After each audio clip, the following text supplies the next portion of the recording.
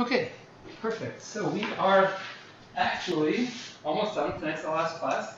Thank you everyone for joining us. We are up to verse 26. We're actually into the sixth day.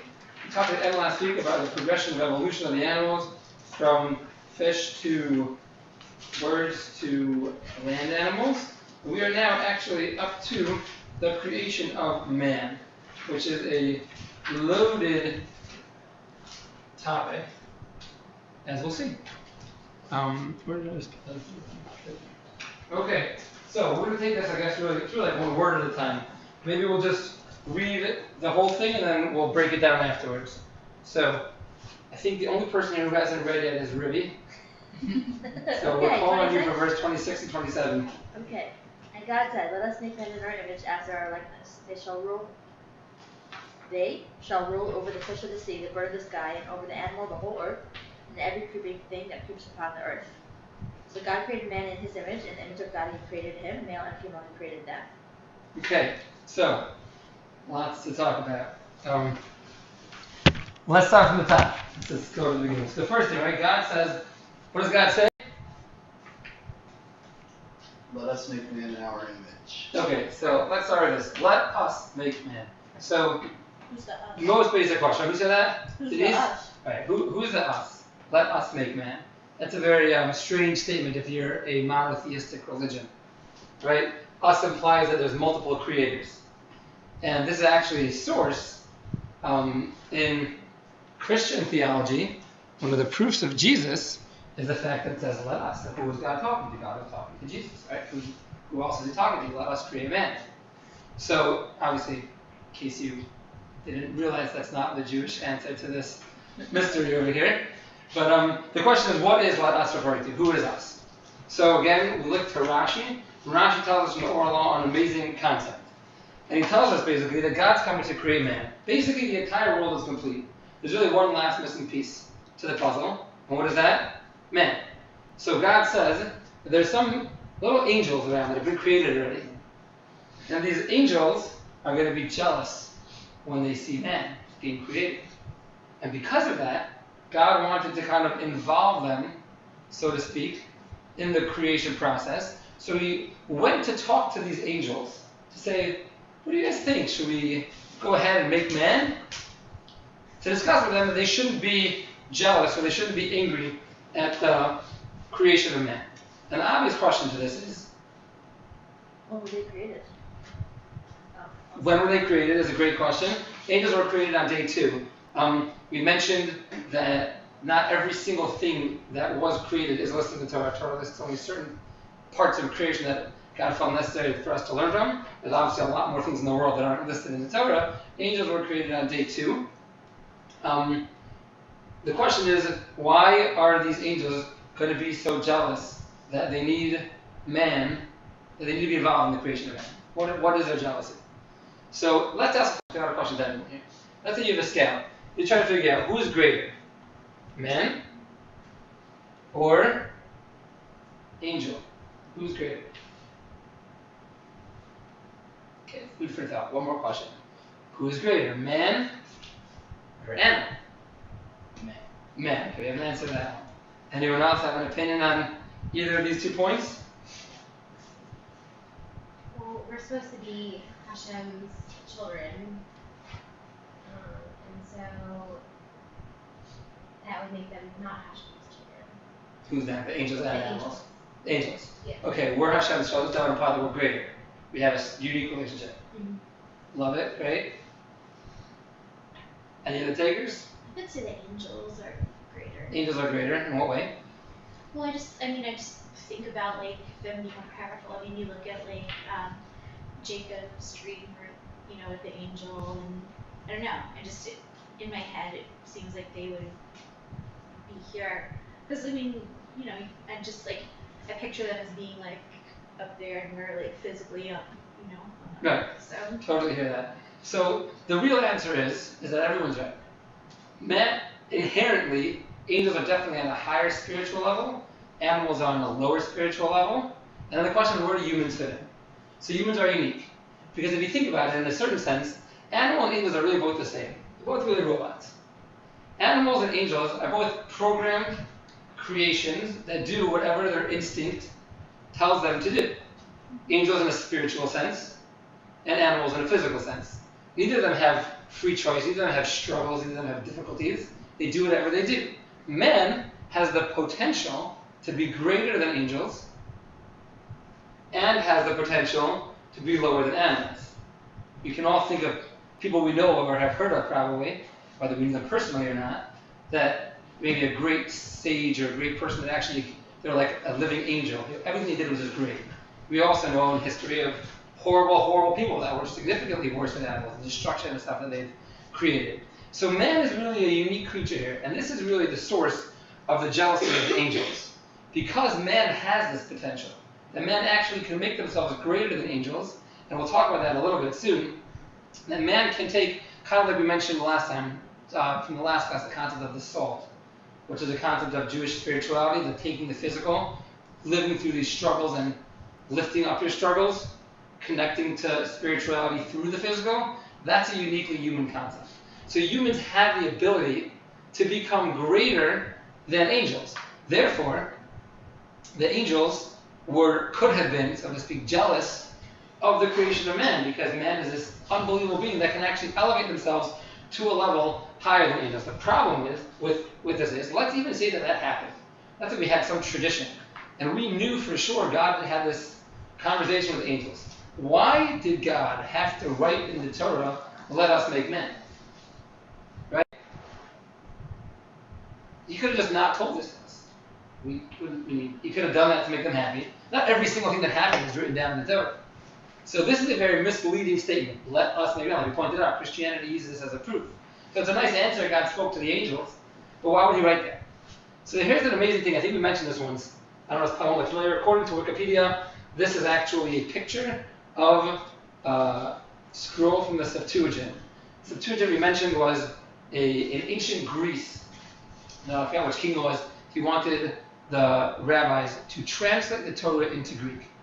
So he, unknowingly to the rabbis, chose 70 rabbis, gave them each their own room, which they were locked into. They couldn't converse, no cell phones and no computers and no way of communicating. And he told them all, translate your Torah into Greek. And that way he knew it would be genuine, because if you erred, then you were off, which is a risk to, insulting the king. So no one would want to do that, and therefore he would know that he would have the accurate translation of the text. So the Talmud in Tractate Megillah, I believe it's 9:8, is that right? You wrote it down? 9:8, did you write it down? Says that God made a few different miracles, and he put it in the mind of all of the sages to make a few certain changes.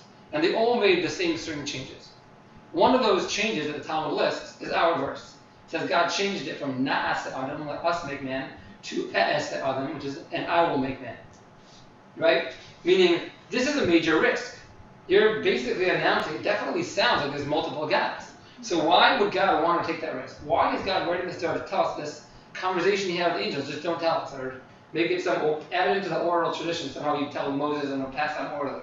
Why would you risk writing this in the Torah when it seems like it's such a risky thing to do? So the answer is, as Rashi says, is to teach us humility.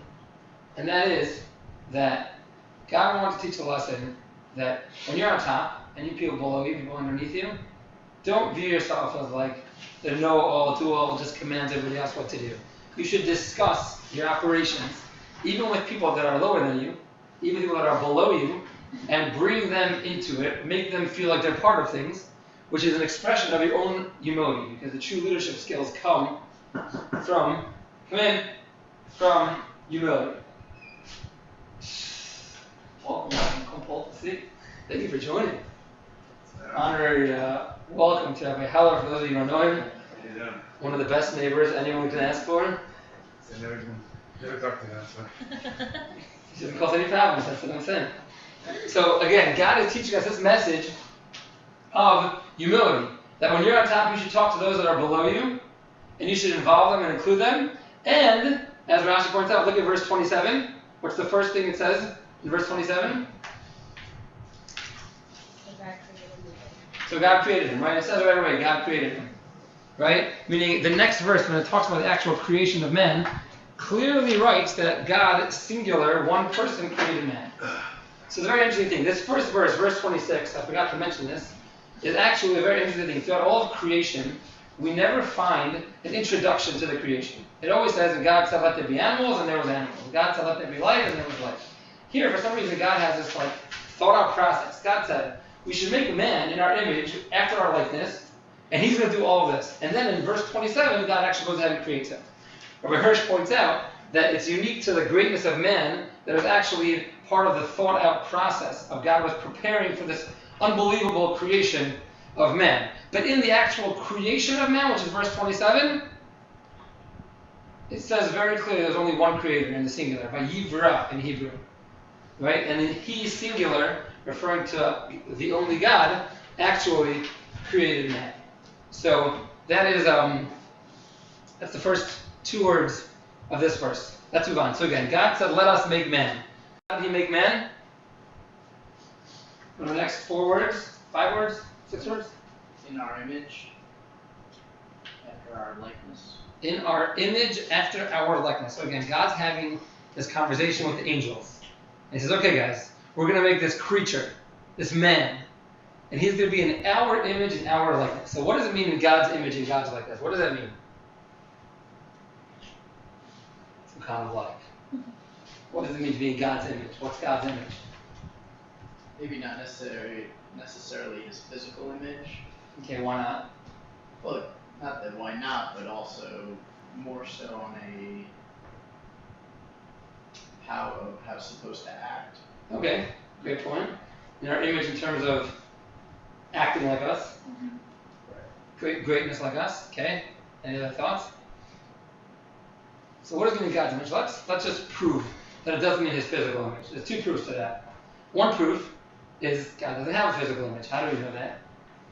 God's limitless. By definition, something that has a physical form, my arm ends here, my fingers are this long, everything's defined.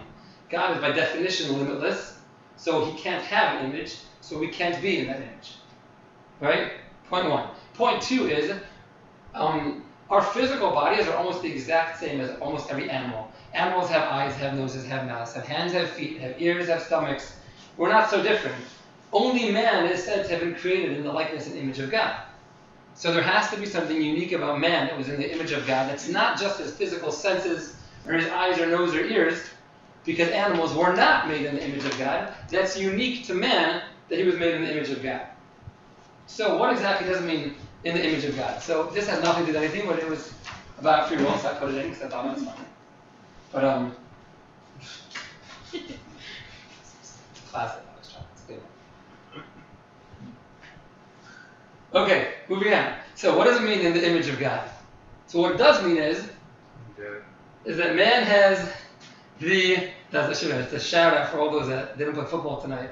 In order to come study Torah, we had a football Torah joke about. But what does it mean that man was created in the image of God? So what it means is that man is unique in the sense that he has choices. He has roads, he has paths, he has to figure out where do I want to go? What do I want to do, right? The fact of choosing to be good or bad, that is a uniquely human concept. Animals don't have morals, they don't have choices. If a lion kills a gazelle, he didn't make a bad moral decision. He did what he does, he's a lion. When a human chooses to kill another human, in the general sense, they're doing a bad moral decision. They're choosing to be bad. So what does it mean that we're made in the image of God, in the likeness of God? It means that God gave us free will, that we could choose to go on a good path or on a bad path. We could choose how we want to live our lives. And that's an amazing thing, because think what comes out from that. What comes out from that are crusades and Holocaust and people shooting policemen and every other crazy thing that happens in the world is an extension. And you don't find the lions that created a Holocaust or killed the policeman lion, right? That doesn't happen in the animal kingdom. That's an extension of this great gift that God gave us. Is it a great gift or is it not? Are we lucky? Are we fortunate that we have this? Or is it not so great? Look what happens to a lot of people. Well, one thing I kind of wonder about, and I've had this discussion a long time ago, like when I was in Sunday school, is so if God is omnipotent, wouldn't God know what choice is going to be made regardless? So then in that case, do we really have free will? Yes, that was too deep, that question. that was a common joke. That one was too deep. You know, I put it in. The kids never asked that question. Yeah, that is an amazing question. It's a very good question. The struggle between free will and the knowledge of God. If God knows everything and exists without time, how is it possible to create a world in which we have the actual ability to choose freely? That is an amazing, amazing question. There's a lot of writing on that. Goes back to like Maimonides, we discussed, talks about that way back, and I think it's a great conversation, but I think it's beyond the scope of this class. But maybe we'll start another YJC series on hot topics, and that's an amazing topic to talk for an hour on. So, for now, I would say that we mentioned before man, and that scale, right? Man has the ability to be greater than angels, or lower or worse than animals, right? That's an extension of this concept, right? Of the concept of free will. So, it's somewhat of a necessary evil. God wants there to be a creation that can be like God. God can choose what he wants. If God wants to destroy the world right now, the world will be over. He has that ability. He can do what he wants. He chooses not to. God chooses to be good. God is good. But God can do what he wants. God made man in his image. That man can also do what he wants, more or less. We can do good, we can do bad. That was a necessary creation. Now, obviously, to have free choice, there has to be this choice between good and evil.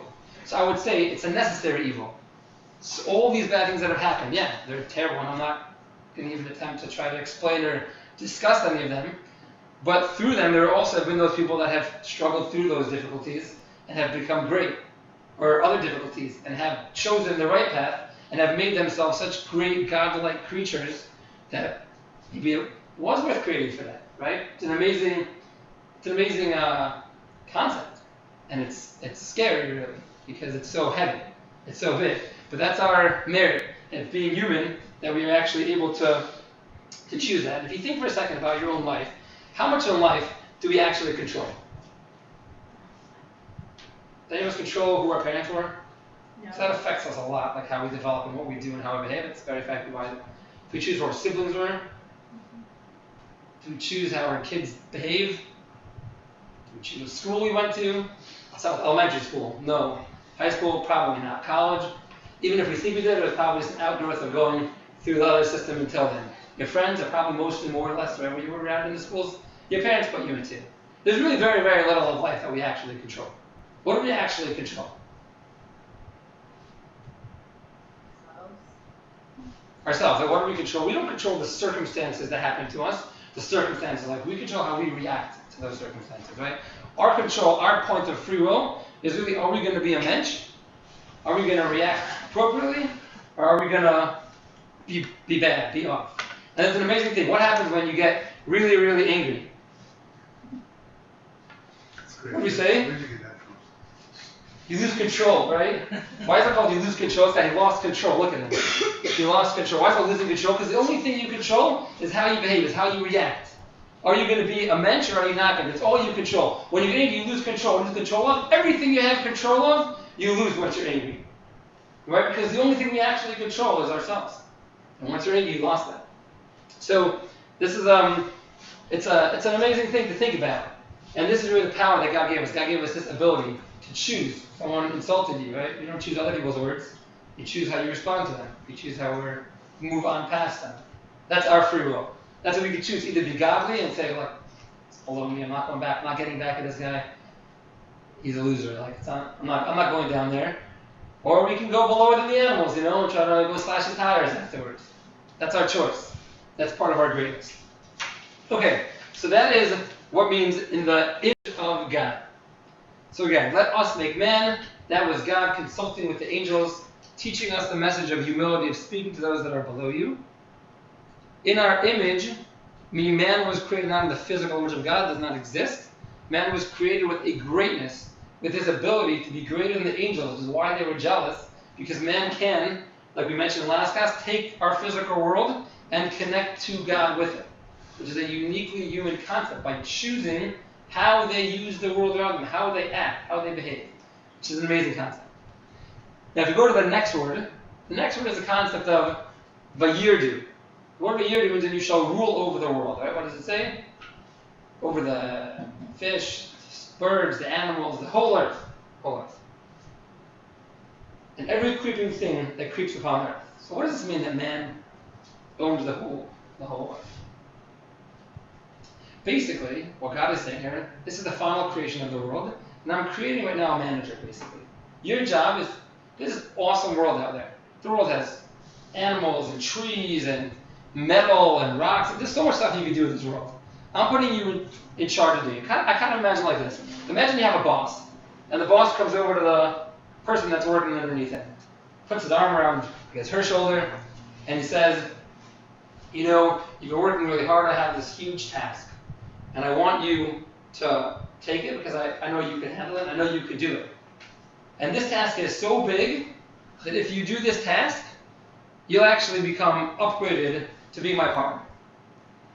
And with that, he hands the task and he walks away. Right? So what just happened? It's an amazing opportunity now. You have these people, this person who was just an assistant seconds ago, was now upgraded to being a partner, but that came with this role of doing these managerial tasks, this hard stuff of running it. That's really what God told man when he created him. Vayirdu b'gas hayam. You will rule over the sea, you'll rule over the birds, the land, everything. What does that mean? That means God saying, look, I'm putting you here, you're my partner. We're partners. I'm putting you in charge, I'm giving you a task. Your task is to develop this world, to build the world, and to make yourself and the world around you great. God's.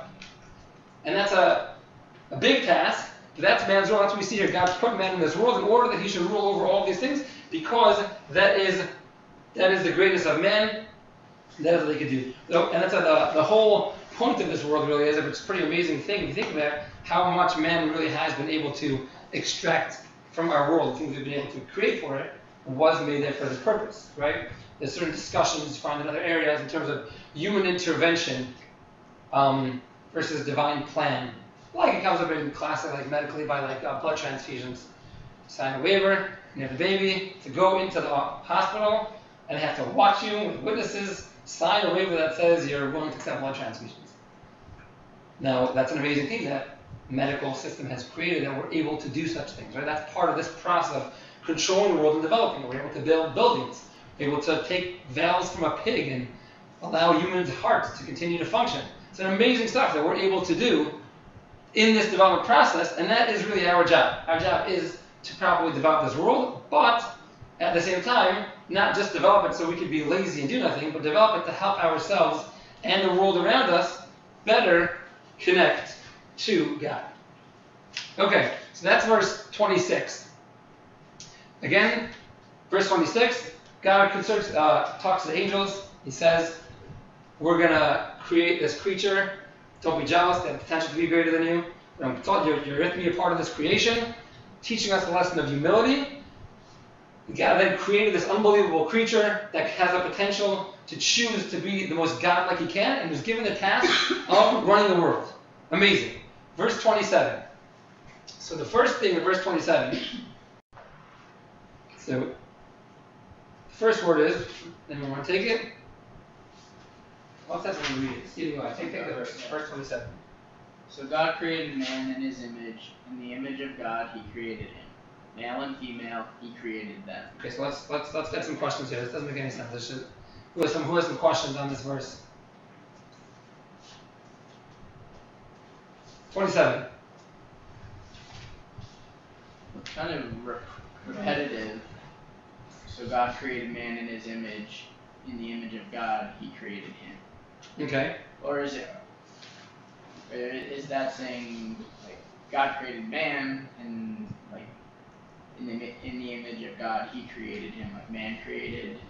When he's saying him, doesn't mean God, or am I misinterpreting that? I think it means in the image of God he created him, meaning God created man.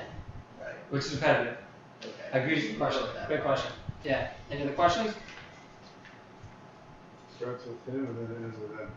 Okay, great question, Rabbi Heller. It says he created him, and it says male and female he created them. So what exactly did God create? Did he create man did he create him, or did he create them?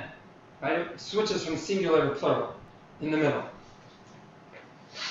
Now there's not a great translation here, but I'm going to adjust it from the Hebrew because I think it's missing a word here. But the Hebrew says, Vayivra es ha'adam. And God created, literally translated as the man. Right? That's the appropriate, again, word. Everyone here, if you don't know Hebrew, you gotta learn Hebrew, because even Art Scroll, which is a pretty good translation, in the end of the day, it's not the same as the original text. Unbelievable to learn these things inside the original text. So in the original text of Hebrew, it says, Vayivra es ha'adam, and he created the man. So we'll add in another question, and that is, what is the man? So I'm not sure what's coming up right now, so let's just try that. Okay, that, we didn't get there yet, but it's all good. Okay, so the first question is, another question that we mentioned the last time. Who remembers the word voracious? What does the word voracious mean? The word bara. We spoke about with unique different words of creation. I'll give you a hint. I already put it on the screen. So, what does it mean? What does the word bara mean? We spoke about how God created one speck of initial creation of something from nothing, right? Ex nihilo or nihilo is the original creation. God created the potential for everything in one small tiny speck. We spoke about this in the first class, second class, and from that He developed the rest of the world. And the Nachmanides is right. That's the word bara. The word bara always reflects creation of something from nothing, which is why we really only find it in the beginning, bara, voracious. After that, we only find words of vayas and vayatzar and vayotze, different words that are just coming out or extending or making. But we don't find the same word of creation ex nihilo anymore after the first passage. There's one exception to that. This word says, and God created man, it says vayivra es adam. God bara. God created man seemingly ex nihilo. It's a problem because we said everything was created already, the mass that it was. So Nachmanides again comes here and says, there was really two parts to the creation of man. There was the creation of man in, if you look in Genesis, I don't know if we have it here, we have in this paragraph, we have 2:7. Oh, we do. 2:7 says, and Hashem, God, formed the man of dust from the ground, and He blew into his nostril the soul of life. So here it says formed, right? He formed man from the dust of the ground. Next page, chapter 2, verse 7. Got it? Are you missing pages? Perfect. There it is. 2:7, right? So God formed man from the dust of the earth. So Nachmanides explains that, what does it mean He formed man from the dust of the earth? The physical body, our skin, our flesh, our bones, whatever it was that God created, however it looked like at that point in time, God created from the dust of the earth. However, there was something unique. There was a creation ex nihilo that was unique by man. That God once again created something from nothing, and that was man's soul, man's spirit. And that was a unique new creation, which is why we find the word bara here again. Because the soul of man was not from anything that had existed before. The physical body of man, yeah, it looks like a monkey, it looks like a gorilla, whatever. It's going to be similar to other creations that also came forth from the land. But the soul that God blew into his nostrils, the soul of life, that was a new creation that God gave from Himself.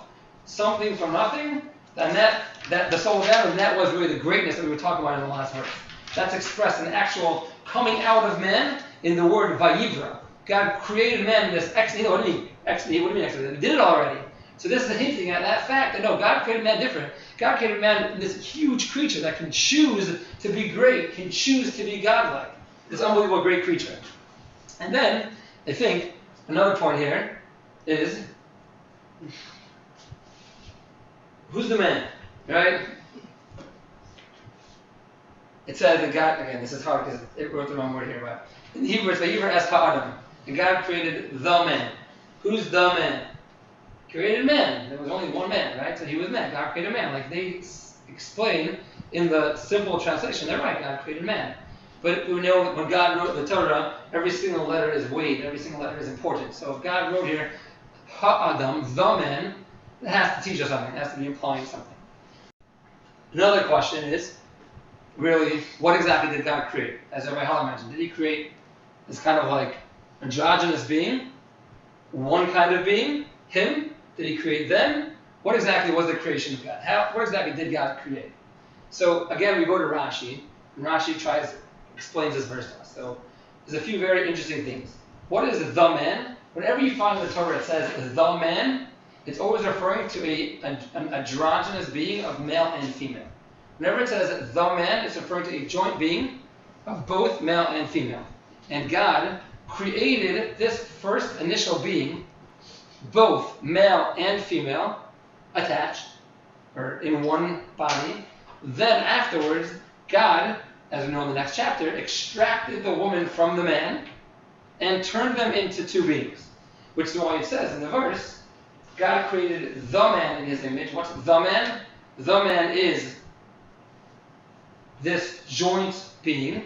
In his image, he created him, referring to the individual one creation. Wait, in his image. He created him. That was the androgynous. That was the Ha'adam. That was the androgynous creature. Right. That was the initially created. That was stage one. Okay. And then after that, it says male and female. He created them. That was the next step afterwards, where he referencing to one guy that broke them apart, separated them, and then had two beings, both male and female. Obvious question. If God wanted, let's ask like this. Could God change his mind? Can God make a mistake? Can God go back? So what did God want? Seems like at the end of the day, God wanted a male and a female to exist separately. So like, what's the deal? God made this like joined being, and then he went ahead and he separated them, and then they became two. Why didn't God just make two if that's what he wanted? Right? We know that God exists beyond time, so there's no mistakes, there's no regrets, there's no what's the deal? Why would God intentionally set it up in such a way that it starts like this and ends like this? So it's an amazing concept. This is really one of the most basic concepts of what marriage really is, marriage 101. And the concept is that God created one being because man and female are supposed to be one being. That's the ideal. What is the perfect human? It is a joining of male and female. Only if we would be created as partially male and partially female, we would never be able to truly give, because we would always be giving to ourselves. Because the male and female are literally one, then they can only give to themselves. They can never really give to somebody else outside of them because they're inherently one. So God separated these two into a male and a female whose job is now to give to each other to the point that they can get back to this ideal being. They can get back to the ideal creature of this united thing. It's a fascinating thing. Kabbalah teaches us that under the chuppah, a male and a female, when they get married, God actually takes their souls and he grafts both souls together. He actually unites their souls together. And what's the concept? The concept is that what marriage is doing, in the spiritual sense, you're already together. Now you have to get your body, that's your goal now in marriage, is to get your body to be aligned to that. You're trying to now say, this is my goal. My goal is to give to this person, which is really the whole purpose of marriage, the whole purpose of us as people, is we're born selfish, and we try to create ourselves to be givers. So God was showing this to us in the inherent creation of man. Man, what's your purpose? I'm making you as one, and then I'm going to separate you, so you can struggle and try hard to get back to that oneness again.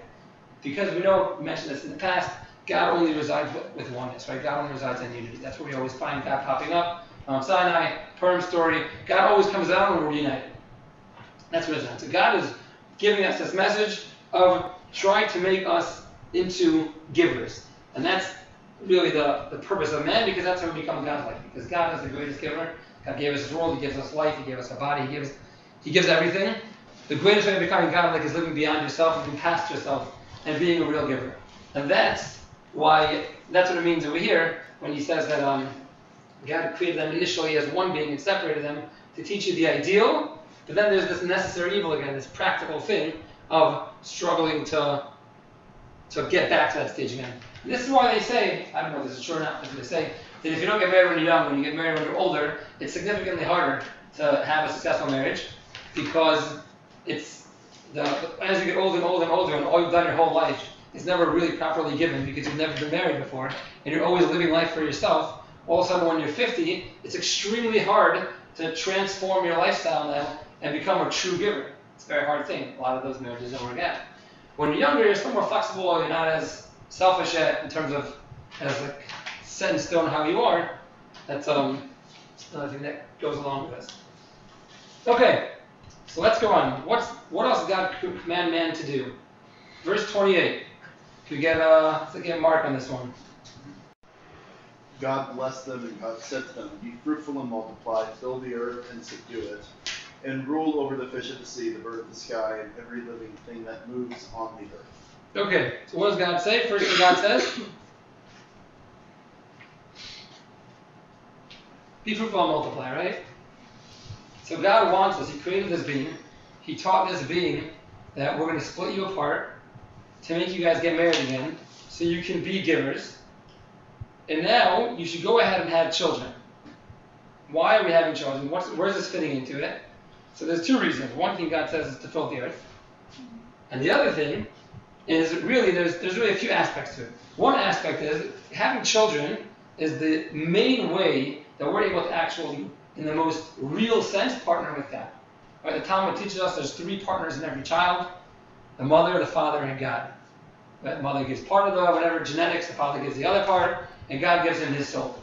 So the closest we get to true creation, if you create a child, is there's nothing there. You really were a part of creating almost ex nihilo, right? Almost something from nothing. I mean, it's not literally because there was something there, but almost the closest we can get to that type of godly creation is having children. So the greatest way we can partner with God is by having children.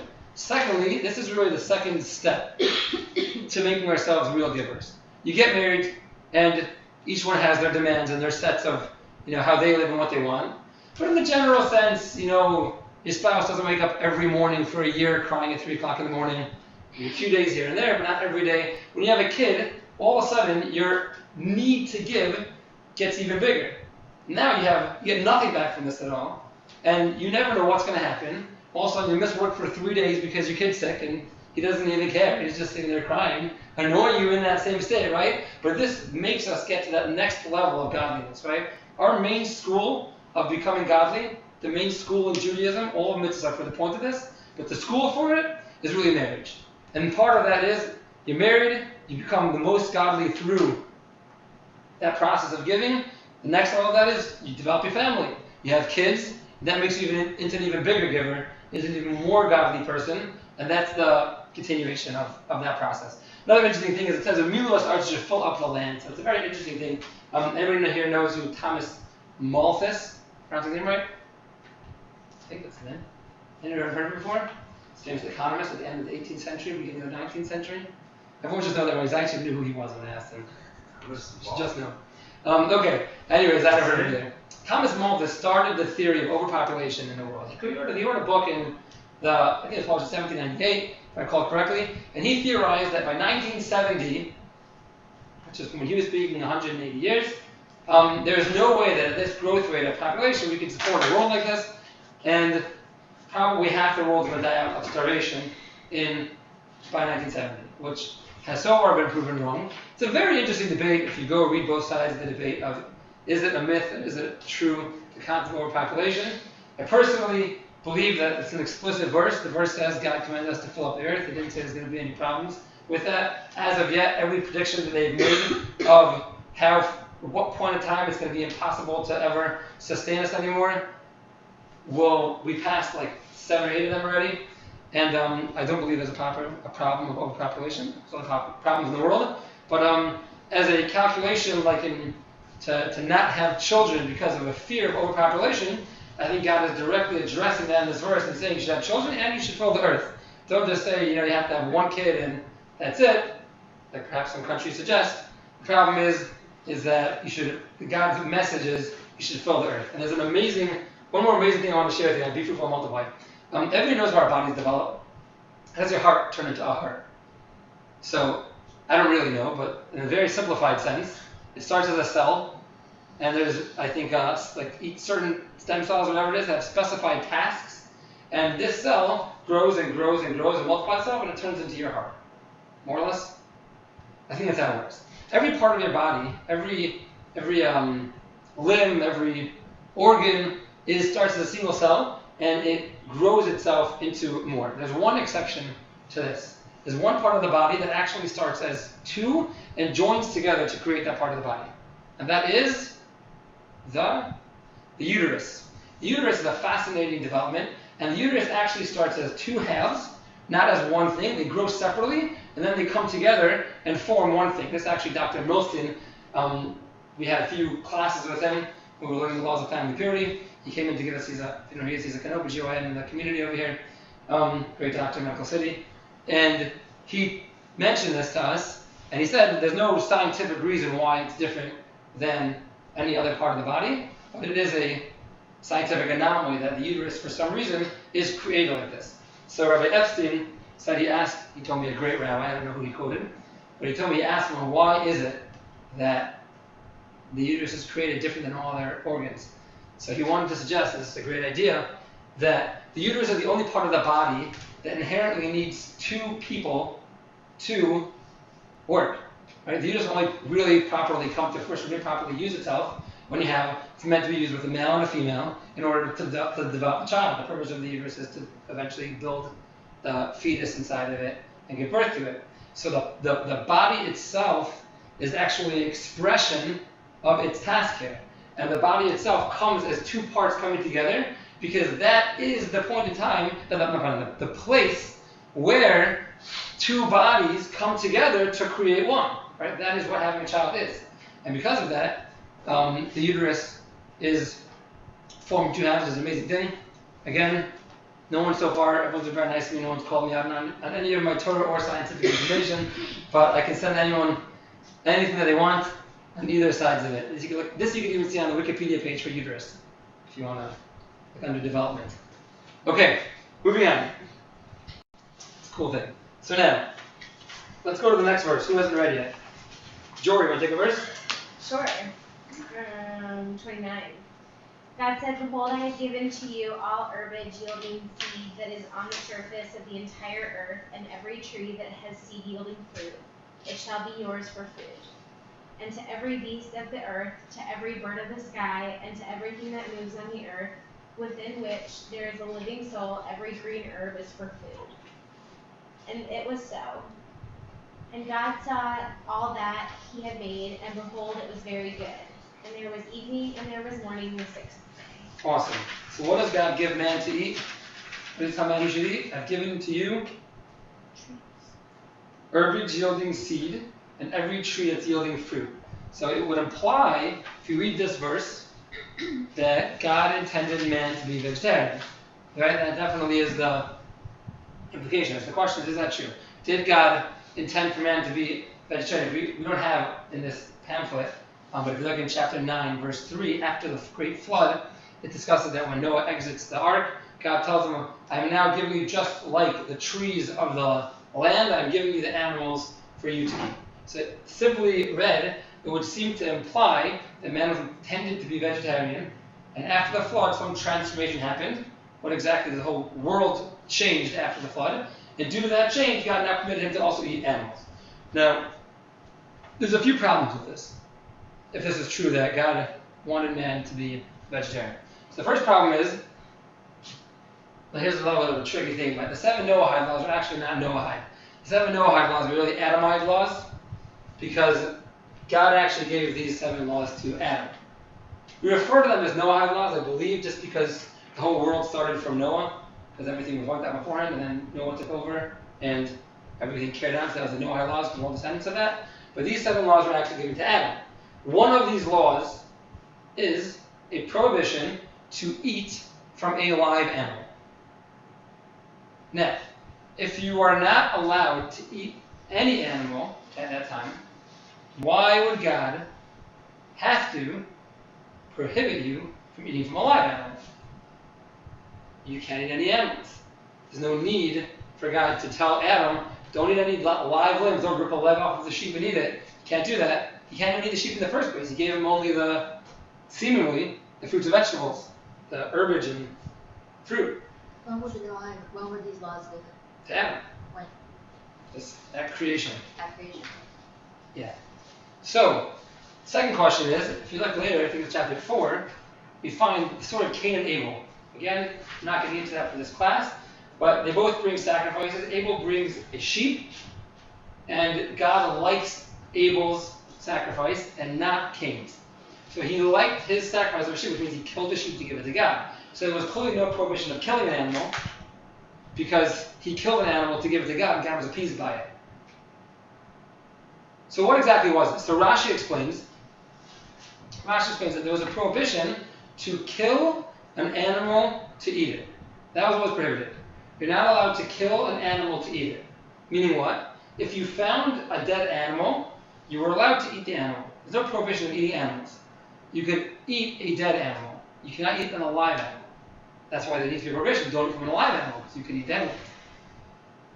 You want to kill an animal for a sacrifice? You could do that. If you need clothing or something, you could do that. The only prohibition was, you can't go ahead, you want to cut something off from its life source, you can only cut off fruits, herbage, seeds, vegetables. Those you can cut off from the life source. Take them out of where they're growing to eat them. You can't take an animal out of where it's growing and where it's on. You can't kill the animal to eat it. And that transformation happened at the Great Flood, that God said, now you can actually go ahead and you can kill animals, which is what it's talking about over there. If you look in the verse, chapter 9, verse 3, you can go ahead and you can kill animals and you can actually eat them. So it's definitely not, according to Rashi, he wasn't made exclusively vegetarian. He was given these to eat in addition to any other dead animals that he would have found. Now you'll notice, though, a very interesting thing, that says God gives man seeds, herbage, I don't know these words. He gives it basically herbage yielding seed and fruit. But then in the next verse 30, the beasts of the earth and the birds are only giving every green herb. Right? So we see a distinction. Man was given fruit and herbs, and beasts are only given herbs. The reason for this is because there always has to be a distinction between man and animal. Man always has to be, they have to recognize that they're greater than the animals. We spoke about before, the only thing we're in control of is ourselves. Why do people hate being told what to do? Because all I can decide is what I do. And when you take away my ability to choose what to do, you're basically turning me into an animal. Man has this inherent knowledge of our greatness, that we want to be greater than the animals. So even in the state, God made sure there were certain things that were uniquely man food as opposed to animal food. Interesting thing in the verse. Okay, moving on. So, at the end of this verse, it says in verse 31, last verse of the chapter, congratulations guys, God saw all that he had made, and behold, it was very good. Evening, morning, the sixth day. So, we commented in the past, we spoke about how sometimes it says it was good. It was good. There's only one place where the Torah writes it was very good, right? It wasn't just good, it was very good. Why here does the Torah write very good? What was very good about the creation of man? Everything that was created was good, but the creation of man was very good. So it's an amazing concept, getting back to what we said before, that the oral law explains that what it says very is referring to the Yetzer Hara, the evil inclination. And it's actually referring to the creation of man's positive good inclination and bad inclination. What was very good about man? This choice that we spoke about before. What was very good about man was they were different than every other animal. This was the purpose of creation. Here's something that could be godlike, which means he has the ability to do good, but you know he's very good? Because he also has the ability to do bad. That's what makes man very good. What makes him very good is he could choose. You could choose to be good or bad. That is very good. That's the purpose of everything, obviously hoping that we choose to make ourselves on the positive side. That's something that is unique to the creation of man. And something else unique to this day is the word da, right? Every other day, you go back and you look, they translate this in the English as well. You go to a fifth day, a fourth day, a third day, a second day, right? It's always All of a sudden we come to the sixth day, and it's the sixth day. What's the sixth day? It's a sixth day, like there was a fifth and a fourth. There's the sixth. What does it mean, the sixth day? It's the last part of the creation process. Perfect. It was the last part of the creation process. And I'll just add to that, it was the last part of the creation process, and because of that, God wanted to ensure that this creation would come to its potential. Why did God make this world? For man. Why? Because man is this great creature that can choose how to act, can control himself or not, and make himself be great. Now God wanted man to be great. How was God going to make sure man was great? What did God give mankind to help us make ourselves great? Free will. Free will is what allows us, puts us in the game. Then how did he help us choose to make ourselves great as opposed to choosing to make ourselves bad? What did he give us? The Torah. Jordan, right? He gave us the Torah. So the word the is actually hinting to the word Torah. Now how is that? How does the word the hint to the Torah? It's an amazing thing. In Hebrew, it says Sheni, Shlishi, Revi'i, that means second, third, fourth. In the Hebrew, it's Hashishi. There's an extra hey. Now hey, if you go with the numerical value of letters, hey is the numerical value of 5. So Rashi teaches us that the word hey is hinting towards the 5 books of Moses. And God said an amazing thing. God said that there is a stipulation on making a creation. This creation, all of this goodness that I created, it was good, it was good, it was good, it was very good. Everything here is dependent. It's all on condition that there will be a nation, there will be someone in the world that takes the Torah. Why? Because the purpose of the world is to have a relationship with God, to make ourselves great. And the only vehicle that will help us get there, that will allow us to actualize that, that's the Torah. So God made this stipulation that if they don't accept the Torah, I'm going to return the whole world back to nothingness. There's no point. The fact that everybody came here tonight on a Thursday evening, instead of whatever else would have done, this is a fulfillment of the purpose of the world. That's why we're here. That's what we're doing. We're learning, we're making ourselves better, becoming closer to God. Right? And that's an amazing thing. That's all hinted in the word the. The word the teaches us, or really the Hebrew letter hey, teaches us this concept, which is amazing. Okay, so that really encapsulates the 6 days of creation. I want to add one more slide here, just because, I don't know if anyone knows this or not. Do you know who made the chapters? Chapters are actually invented by a Christian priest. They're not a Jewish concept. In the Jewish concept, we have certain spaces in the Torah. We have open areas. If you look at the Torah scroll itself, you can see it here. So the lines, these are demarcations in Torah. And old books, before they had this chapters, they used to mark them off with how many of these had passed since a certain point. And these are actually how they marked them. But since they created the chapters, you kind of go with them. But a lot of times I find the chapters are not actually 100% accurate of where they're stopping hadn't really followed Jewish tradition. It's a few verses off in one direction or the other direction. So the chapter stops here at the end of the 6th day, but we know how many days total? 7 days, right? And what's the last day? The last day of Shabbos, right? That was the last day of creation. So we're not going to go through the verses inside and out. It's beyond the scope of this class. This class is just the first chapter of Genesis. But just to complete the concept of understanding creation from the first week, from the first day until Shabbos, we'll just say a quick idea on Shabbos. And that is, what is Shabbos? Shabbos is meant to be a day of rest, right? Shabbos is a day of rest. And a baby. Shabbos is a day of rest. That's what you're supposed to do on Shabbos. You're supposed to rest, you're supposed to relax. Now, why do we have a commandment to rest? It's like a funny thing. Like you command to take a vacation. Your boss comes over and says, you know, if you're working too hard, you have to take vacation. Okay, fine, no problem, right? Why do we have to rest? So the concept is that God created the world in 6 days, as we discussed. And God ceased from creative action on day 7. That's when God stopped. And God rested. By us, we mentioned before, God put us in charge of this world. God made us his partners.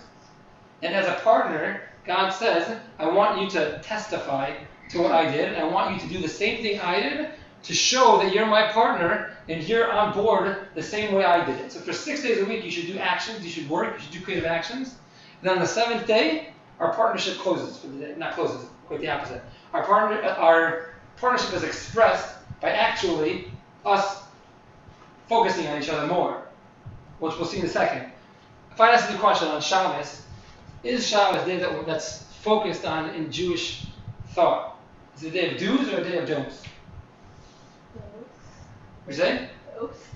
Day of both. There's things to do and there's things to not do. If I were to ask what's the essence of Shabbos, so a lot of people feel the essence of Shabbos is so restrictive. I can't move. I'm stuck. I can't go anywhere. I can't drive anywhere. I can't be on my phone. I can't do that, right? So that's really a misunderstanding in Shabbos. What Shabbos is basically God saying, I want there to be in this partnership. 6 days a week you're busy filling the world like I told you to. You're developing it. You're working. You're doing stuff. 1 day a week I want to have a relationship with you. So the message of Shabbos really is, do have a relationship with me. Don't be distracted. Like, take an example. My wonderful wife would love it, and she reminds me sometimes, when I come home, if I take my phone, I put it on top of the refrigerator. That's my requested storage spot for my phone. What's the reason? Is it because she's trying to restrict my life and she doesn't want me to have a phone? No. It's because now it's family time. Now you're with me, you're with the kids. Now is the time to be focused on family, and the phone is a distraction to that. It takes you away from your focus. Right? The concept is, on Shabbos, God is saying, this is the time when we have a relationship together. I don't want any distractions. Don't have your television on, don't have your phone on, don't be driving around everywhere. Just relax, sit at home, and where's your real life? If we ask people, maybe everyone, be honest to yourself, where's your real life? Is it at work or is it at home? Forget God for a second. Just in your own personal life, where's real life? Is it at work or is it at home? Your real life, hopefully, should be at home, right? That's where your real, what really matters to you in life is your home. But what? But we're at work so much. So it's hard. Sometimes we lose focus on what's real. That is the home. We let our work pervade our home and jump into our home. And the same thing with God. Sometimes we're so busy developing God's world and doing, we just will totally forget God's even there. So God says, I want there to be a point in time when you leave yourself on top of the fridge, a day of do have a relationship with me. Come have a relationship with me. Don't be distracted. And that's really why we see is from all creative actions. All of the work similar to what God did, we can't do on Shabbos in order to have this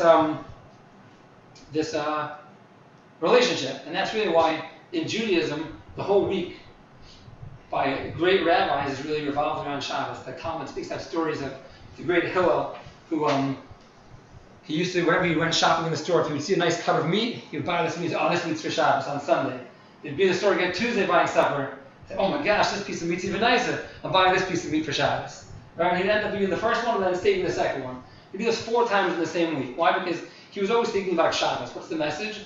The message is he was thinking, when am I going to be able to just go relate to God? When am I going to be able to just be there with Him and not be distracted with other things? And that was what kind of brought it. It's like kind of imagine during your work week, you're thinking about your home. I'm going to be home later with my wife. I'm going to be home later with my kids. I'm going to get back to real life.